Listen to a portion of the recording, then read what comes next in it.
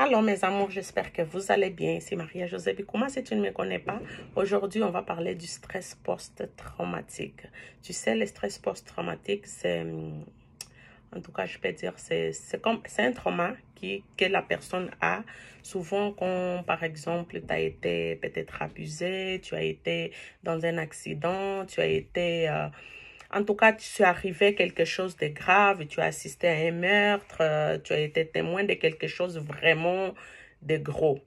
Et puis, il y a des gens qui, des fois, quand ils ont ce stress-là post-traumatique, ils ont de la difficulté, des fois, de se retrouver.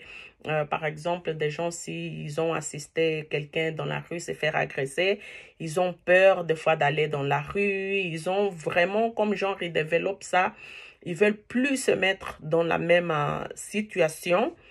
Et tout ça, en fait, ça altère en fait la vision de la personne. Et ça arrive aussi la même chose pour les personnes qui ont été pour très longtemps soumis comme dans un abus à long terme, que ce soit physique, psychologique, en tout cas surtout l'abus narcissique.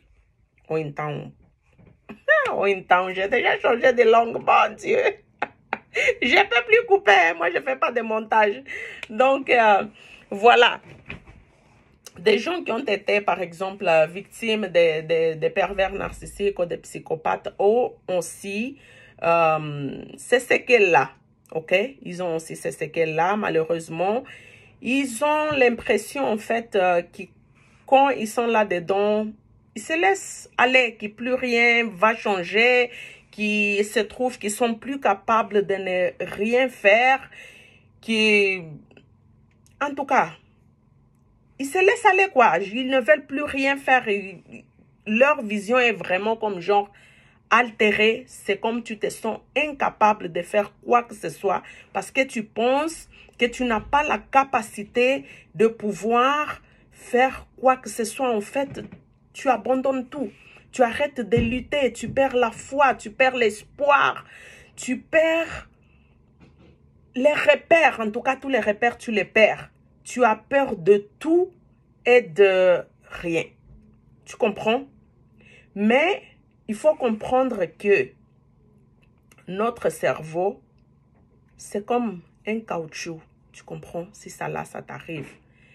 Moi, quand je fais les vidéos, je prends toujours mes exemples. Si tu me vois en train de faire les vidéos ici, ce n'est pas parce que je n'ai pas eu peur au début. Ce n'est pas parce que je n'ai pas pensé que peut-être il va y avoir des gens qui vont rire de moi. Ce n'est pas parce que je me suis pensé que j'étais à 100% capable de le faire. Mais c'est parce que j'ai appris à affronter mes peurs. Tu comprends? J'ai appris à réagir malgré la fatigue émotionnelle. J'ai appris à me connaître en tant que personne parce que ça apprend ça. Il faut que tu apprends à te connaître. Je suis encore en train de me connaître et accepter en fait cette personne que je suis. Et je me compare à la personne que j'ai été avant et non pas à la personne que j'ai envie de devenir parce que je n'ai pas encore vu cette personne. Mais à chaque jour, je fais des petits efforts pour essayer de me sortir de... Je ne dirais pas que c'est une fatigue, c'est une paresse, mais c'est... comment je peux expliquer? C'est une sorte de paresse. Tu comprends? Une sorte de paresse, de peur, de me dire que peut-être je vais pas y arriver, j'ai pas envie, j'ai pas... qui suis-je, moi, pour pouvoir même donner des conseils à quelqu'un, tu vois? C'est des choses qui viennent dans ta tête, comme ça, tu te trouves, tu penses, en tout cas, tu te trouves incapable de faire certaines choses et tous les jours, c'est un combat qu'il faut que tu surmontes aussi, ok? Il faut que tu le surmontes aussi, malgré que des fois, tu n'as pas trop envie de te lancer là-dehors. Mais sache que c'est possible. Comme je venais de dire tantôt, il faut te considérer comme une éternelle apprentie parce que dans la vie, on ne sait pas tout. Ok? Surtout quand tu as été soumis pendant très longtemps dans ce genre d'abus, que ce soit narcissique ou bien tu as vécu des traumatismes dans ta vie, il faut que tu apprennes beaucoup de choses. Et apprendre ces choses-là, est-ce que c'est facile? Non, je n'ai pas dit que c'était facile. Mais ce que tu dois faire, ce n'est pas d'abandonner. Il faut continuer à lutter. Si à chaque jour, tu arrives à faire 1% seulement de ce que tu dois faire pour quelqu'un qui a été dans un abus prolongé, c'est beaucoup. Tu comprends? C'est vraiment beaucoup. Il faut que tu te donnes des challenges. Comme par exemple, si tu te réveilles le matin, tu te dis que bon, je n'ai pas envie de faire la vaisselle aujourd'hui. Parce que ça arrive. C'est un exemple. Je n'ai pas envie de faire la vaisselle. Tu te dis, bon, je vais faire la vaisselle. Au moins, au lieu que je fasse cette grosse montagne-là, je vais peut-être juste laver 2 assiettes. Tu vas voir que quand tu vas aller pour laver 2 assiettes, tu vas dire, bon, dans ces 2 assiettes-là, laisse-moi peut-être continuer à faire encore un petit peu plus. Tu vois? Et ça, quand tu vois que le travail que tu es en train de faire, c'est en train d'avancer, ça te donne le courage de continuer. Tu comprends? Ce n'est pas facile parce que parler de pervers narcissiques, oui, on peut parler ça toute la vie. Mais moi, je préfère en fait, même quand je parle de pervers narcissiques, mettre un peu d'enseignements qui sont pour toi, pour que ça te permette de te guérir et puis continuer ta vie. Tu comprends? Parce que si tu es en train d'apprendre par rapport au pervers narcissique, la vie ne s'arrête pas là. La vie continue quand même. Il faut quand même continuer à vivre. Il faut quand même continuer à faire les choses. Il faut quand même t'occuper de tes responsabilités. Tu comprends? Parce que ça ne s'arrête pas. Et puis, il faut essayer de te valoriser. Ton auto-image là, il faut que tu essayes de te voir d'une façon qui ce n'est pas celle qu'on t'a enseignée. Mais essaye de te voir comme une nouvelle personne. Comme quelqu'un qui est en train d'apprendre à se connaître. Sois pas trop dur avec toi-même. Je sais qu'on a tendance à se juger, à se mettre plein d'obstacles devant, penser qu'on n'est pas capable, on va jamais arriver. Mais n'oublie pas que tout vient avec la pratique. Donne-toi l'opportunité de pouvoir essayer de nouvelles choses. Tu comprends? Les choses que tu penses que c'est trop dur, que tu ne vas jamais arriver de le faire, c'est exactement ces choses-là qu'il faut que tu te donnes comme les challenges de pouvoir les faire. Laisse la négativité de côté, c'est très très important. Ne commence pas à te voir comme une personne négative et qu'à chaque fois que tu as échoué quelque chose, tu vas penser que bon, j'ai échoué, je vais abandonner. Non, prends les échecs en fait comme la pratique. Tu comprends? C'est la pratique parce que la vie, c'est comme ça. On tombe, mais il faut toujours avoir le courage de pouvoir se relever. Ces factures-là que tu penses que tu n'es pas capable de payer. Ces enfants-là que tu penses que tu n'es pas capable de prendre soin tout seul. Parce que quand tu es dans une relation abusive avec un pervers narcissique, c'est que tu ne te rends pas compte malheureusement, c'est que tu fais déjà les choses seul. La personne, elle est là, en fait, juste pour commencer à... Tu penses qu'il te guide, mais c'est quand tu vas sortir de la relation que tu vas te rendre compte finalement. J'ai toujours été seule, j'ai toujours fait les choses toute seule. Parce que la personne, quand elle est avec toi, tu penses qu'elle est en train de t'aider, mais tu vas t'en rendre compte à un moment donné qu'il fait juste que te mettre des bâtons dans les roues. Il fait juste difficulter la tâche. Les choses qui des fois pourraient être beaucoup plus faciles avec cette personne, tu trouves qu'elles deviennent plus difficiles. Tu comprends? Donc, il faut faire attention avec la façon laquelle tu te traites en fait. La façon que tu te traites là, c'est très important pour ta guérison, pour pouvoir te sortir de là si tu es encore là. Vraiment, n'oublie pas ce mot que je viens de te dire. Considère-toi comme une éternelle apprentie. Tu es en train d'apprendre. La façon qu'on t'a montré de faire les choses a été d'une façon, en tout cas, mauvaise. Ou bien, ça a été distorché. Je ne sais pas comment on dit, distorsion. Mais oui, c'est ça.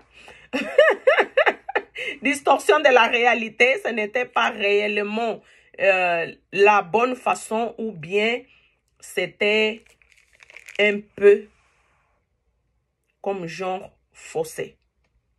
Alors, il faut que tu apprennes à te connaître, que tu apprennes des nouvelles façons de faire les choses, que tu sois patiente avec toi-même. Il ne faut pas être impatiente. Il ne faut pas oublier que l'abus était prolongé. Tu comprends? L'abus était prolongé. Comme moi, j'étais soumis à l'abus pour très longtemps. Et aujourd'hui, je suis en train d'apprendre qu'il ne faut pas que je sois trop dur avec moi-même. Parce que quand on est abusé souvent, on est très dur avec soi. On est patient avec les autres, mais avec nous-mêmes, on est dur. Pourquoi tu es capable d'être flexible avec les autres, de comprendre leurs douleurs, de comprendre leurs souffrances, de comprendre qu'il faut que l'apprentissage, ça prend du temps. Et puis, ce temps-là que tu prends avec les autres, tu ne peux pas t'accorder à toi-même. Si toi-même, tu ne t'accordes, traite-toi comme quelqu'un d'autre. Tu comprends? Comme si à l'intérieur de toi, il y a un bébé qu'il faut que tu prennes soin de ce bébé-là. Tu comprends? Donc, ce bébé-là aussi, il a besoin d'attention, il a besoin de tendresse, il a besoin d'amour, il a besoin de ta patience. Est-ce que toi, quand ton bébé demande un biberon de lait, tu cries avec? Non, tu ne cries pas avec ton bébé. Tu ne cries pas avec ton bébé. Tu vas lui donner beaucoup d'amour, beaucoup d'attention. Tu vas lui faire comprendre qu'en tout cas, tu es là pour elle. Donc, c'est ça aussi que je te demande de pouvoir faire avec ton bébé intérieur. Tu comprends? Cet adulte que tu es, tu dois prendre soin de cet enfant-là qui a été négligé pendant des années, qui a été négligé pendant toute ton enfance. Donc, c'est toi l'adulte de ce bébé-là. Prends soin d'elle. Tu comprends? Quand tu vas commencer à faire ça, à prendre soin de ton bébé intérieur, tu vas voir que les choses vont devenir beaucoup plus faciles. Je ne dis pas que c'est facile, mais ça va t'aider. Ça va beaucoup t'aider d'être patiente avec toi-même.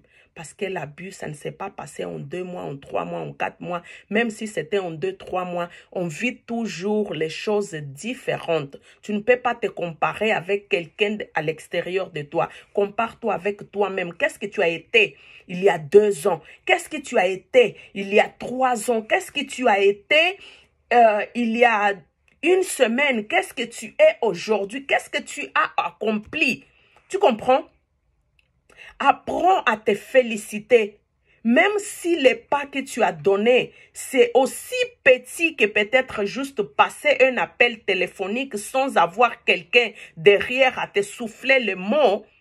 Parce que les pervers, c'est comme ça, ils sont là derrière en train de te souffler, ils te poussent à faire les choses, ils te poussent à aller mendier des choses. Même, il y a du monde qui des fois m'appelle, ils me disent, mais Maria, moi, mon mari, par exemple, je suis la seule enfant de mes parents, et puis il me pousse ou elle me pousse tout le temps à aller demander l'argent à mes parents, moi, j'aime pas ça et tout ça. Donc, quand cette personne n'est plus là, que toi-même, ta conscience te dit que non, moi, je ne peux pas vivre de cette façon-là de commencer à demander de l'argent aux gens tout le temps, et puis que tu te prends en main, tu commences à gérer ton propre argent, tu commences à travailler, même si cet argent-là, ce salaire-là, que tu en as, c'est petit.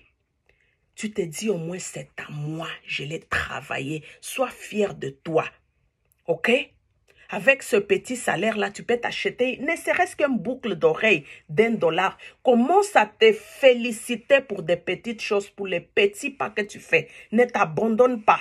Moi, je te dis toujours que non, tu es la personne la plus importante de ta vie. Donc, si tu te négliges, Si tu te négliges seulement, sache que tu n'es pas seulement en train de te négliger toi-même, mais tu es en train de négliger tes rêves, tu es en train de négliger tes enfants, tu es en train de négliger ton futur, tu es en train de négliger tout ce qui pourrait te faire devenir quelqu'un de mieux.